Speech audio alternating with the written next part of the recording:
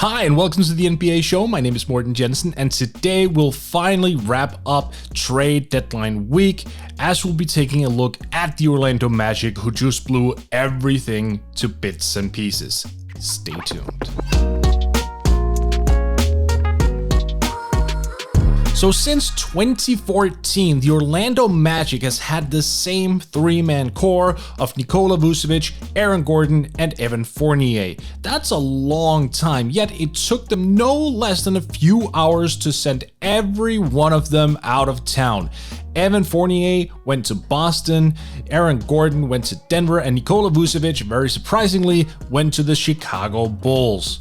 The Magic are now looking to pivot into a full-on rebuild as they got multiple draft picks back, a multitude of young players, and now they're finally taking a sledgehammer to the roster that they were otherwise trying to win with for so many years, which didn't really pan out because they only had 2 playoff appearances during that time. So let's get a full look of what went out and what came in. Out went Nikola Vucevic, Aaron Gordon, Evan Fournier, Al-Farouq Amino, and Gary Clark Jr. In came Wendell Carter Jr., Otto Porter Jr., Jeff Teague, who will be waived, Gary Harris, RJ Hampton, and 5 draft picks, 3 of which are first rounders. The 2021 number 1 pick is from Chicago. It's top 4 protected. In 2023, that's another first rounder from Chicago, also top 4 protected. The 2025 first rounder is from Denver, which is top 5 protected. And then there were 2 second round draft picks coming over from the Boston Celtics in the Evan Fournier deal. The Magic obviously are high on some of these young guys, especially Wendell Carter Jr. He's going to have to compete with Mo Bamba for the starting spot and maybe even the spot of the future. There are lots to be said there. I will say that it does seem like the Magic aren't really as in on Bamba as they used to be, so I would be inclined to believe that Wendell Carter Jr. is going to be given the shot of being the starting center already starting from day 1 when he lands in Orlando. Now, Otto Porter might be kept. He could be a buyout candidate. It depends on how much he would be willing to give back, but he's not a long-term cap guy. He's an expiring. His $28.7 million contract is going to be just off the books this summer after the end of this season, meaning that the Magic, outside of getting a multitude of draft picks and young guys, also get financial flexibility. They get cap relief. That is crucial for a young team that's trying to rebuild because you can use cap flexibility to do a bunch of stuff. Chief among them, especially for young clubs, is taking that money and actually going to a team that has maybe 1 or 2 bad contracts and say, you know what, we can take those guys on. If you don't want to pay money for those guys who are clearly overpaid, we'll take that. But you would have to send us a first round pick or a second round pick or whatever you find suitable. There needs to be a level of compensation that the Magic would take on as they take on these overpaid guys. RJ Hampton, in my opinion, is one of the most intriguing young players who didn't really get a full head of steam in Denver. I think ultimately for him going to Orlando is super interesting. He's going to get touches, he's going to get minutes, he's going to get a lot of opportunities. He's a solid 6'5", 6'6", slender guard, slasher. Not really that great of a shooter yet, but that could develop. He was one of the best high school players just a couple years ago. Obviously, he went to the NBL last season. Didn't really have a necessarily strong season, but he did prove that he was able to hang with a lot of veterans. And so far in the NBA, his maturity, from what I've heard from people, is very high. He seems like a guy who works hard, who is prepared to become something within this league. It might take a few years, yes, but that doesn't matter for Orlando given that they are going into a full-on rebuild. For now, this is just the start of a whole reset button that's being pushed, and RJ Hampton and Wendell Carter Jr. are going to be 2 of these guys moving forward that the Magic are going to be banking on. It also needs to be said that the Magic already have Cole Anthony, so I have to assume that Anthony and Hampton are going to be paired together in the backcourt, which is going to be super young, but it's going to be explosive, it's going to be exciting, and yes, there will absolutely be games where they are inefficient and where they look completely misplaced in the NBA, but you know what? You can say that about virtually every rookie. It's fine, don't worry about it. This idea is to look 2 or 3 years down the line, not now. And for Magic fans, you also have to understand that even though the Magic do get cap flexibility, it doesn't mean that they're gonna go out and looking for win now players. They've tried that. That's why they moved off of Vucevic. That's why they moved off of Gordon. That's why they moved off of Fournier. They are going to go out and spend their money either on young guys or taking on those contracts, as I mentioned just a couple minutes ago. But they are going to be taking chances on a lot of guys who are early 20s, maybe at most mid 20s, and that's about it.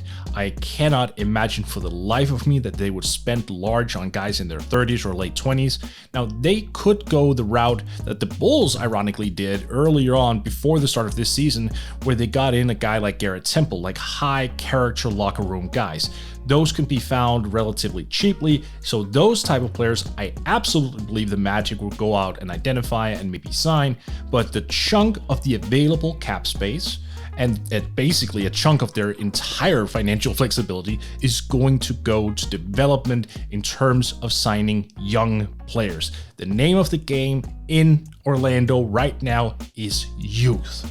And for the Magic in particular, that has been an issue for a long time. They have wanted to win. Whatever price be paid, be damned, because they wanted to get the 8th seed or 7th seed. It didn't matter. They wanted to go to the playoffs, because if the Magic did not make the playoffs, or at least competed to get a spot in the playoffs, fan interest would dwindle. Now, to be fair, the Magic do have a very large group of dedicated fans, but this is not the New York Knicks. They don't have millions upon millions of fans who swarm the arena on any given night, even if the team is miserable. So for them, playoff success, or just basically staying competitive in hoping to make the playoffs, was enough to attract some attention for the fan base in Florida. Now, this is going to be a test as well, given that the Magic are now pivoting towards youth and rebuilding processes, because that means that their entire fan base now has to have a lot of patience. And sometimes that's a lot to ask for. This rebuilding process is not going to be over in a year or two. This presumably is going to be a 4, 5, maybe even 6-year process, because that's what it takes if you are a small market team who decided to rebuild and you're going to do it through the draft. And as we're seeing, they accumulated draft picks, so that should be the route that they're going. They're already doing so right now by, giving Cole Anthony the amount of minutes that he's getting on RJ Hampton, getting on Wendell Carter Jr. Like I said, by going youth, it means draft, it means long-term planning, it means signing young guys in free agency. And the dirty little secret here is young guys don't really win in the NBA. You need experience, you need to have composure, and a lot of young players just do not have that yet. They haven't been in the league long enough to feel acclimated or comfortable to that point where veterans come out with a certain mindset, if you will, where they're just ready to play, where they don't have a whole bunch of thoughts in their heads. They just shut everything off and then they go out and hoop. Now, young guys still are trying to figure everything out. The league is moving very, very quickly. There's a business side to it. So they start to win when they are in about year 5, year 6, something along those area. So it's going to take time for the Magic, and fans will need to arm themselves with patience. Now, fortunately so, I do think most Magic fans are going to be positively inclined to support this rebuild, because I did see a lot of support for these decisions on social media, and I mean a lot. There was, of course, some voices asking, did we get enough for these guys? And that's actually a fair enough debate, but they pivoted. They are going the route of something new, and that in and of itself is exciting. But let's pick up on that thread. Did the Magic get enough for their pieces? Now, Evan Fournier, to be fair, is going to be an unrestricted free agent after the conclusion of this season. That means he just was not going to fetch a first-round draft pick or a very attractive young player who could join the Magic in a large role. That was just not in the cards. They got 2 second-round draft picks for him in Boston, and you know what? It's decent. Now, he obviously outperforms the value of that, but it is what it is. If you wait that long to trade a guy and he's right on the cusp of being a free agent, you kind of painted yourself into a corner. The Magic did that with Fournier. So, look, they got decent value. Is it great value for someone of his caliber? No, but given the context of everything, it's fine.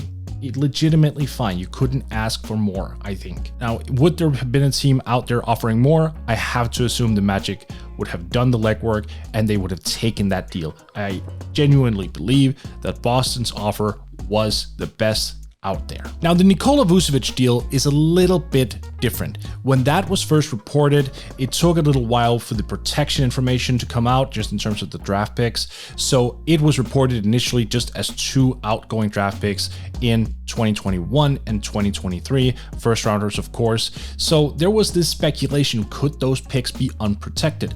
And that matters. I'll cover why protection is important, and I didn't mean to make that sound as crude, but look, that stands as well. But no, I'm definitely going to do a video at some point on why it's very, very important to protect your draft picks in trade scenarios. But for now, the Magic took on 2 draft picks, but both are top 4 protected, and that is actually a fair question here. Should those picks have been unprotected so the Magic would have gotten more out of Vooch? It's tough, because one thing is, it's not really logical to assume that the Bulls, who gave up those draft choices, would get worse by adding on Vucevic. So from the Magic's point of view, you could look at it and go, well, the Bulls are going to get better, so if they have a top 4 protection, it doesn't really matter to us if the picks aren't going to convey, or rather the picks are going to convey. They're not going to go in the top 4 because they're just going to be too good for that. But what if Zach LaVine or Nikola Vucevic or both of them went down with injuries and were out for the rest of the year, and the Bulls were just tanking for the remainder of the year? Then you could argue they would go out and miss out on a potential chance at Cade Cunningham by actually having the Bulls protect that first-round pick. Imagine if the Bulls won the draft lottery. Then what? If that pick had not been protected, that would have conveyed to the Magic. So I personally think from the Magic side, I understand fans who are making the argument that that was probably one of those things that you kind of would take away if you could. But I also have to assume that the Bulls dug in their heels and said, we are not going to be completing this trade without having to protect our 2 first-round picks. We know for sure that 2021 has a superstar at the top of it. We know that 2023, which could be the double draft, where high school players are re-allowed back into the NBA draft, could also field a significant portion of superstars. So they probably just said, we're not going to do it unless these are protected. And the Magic, I assume, were stuck in one of those situations where it was basically take it or leave it. They took it, they wanted to pivot, I get it. Could you have gotten more for Vucevic? Honestly, I do think so, but I don't necessarily think any additional return would have been tremendous. So this really boils down to what they think of Wendell Carter Jr. because he was the young player that was moved there. If they have high hopes for him and believe that he can be turned into maybe an all-star or a fringe all-star or something of that caliber, that should calibrate the trade to the point where they're satisfied with the return. That said, I understand why Magic fans are a little bit skeptical of what they got back from a guy who was averaging 24.5 points, 12 rebounds, and 4 assists per game. I get it. Finally, there's Aaron Gordon, and this is where I understand why Magic fans might be a little bit disappointed. This is a guy who, after all, is only 25 years old. He's super versatile. He can guard multiple positions. He's a good rebounder. He's a good play initiator. He can dribble as someone who's 6'8". He's obviously very, very athletic. He can shoot the 3-ball.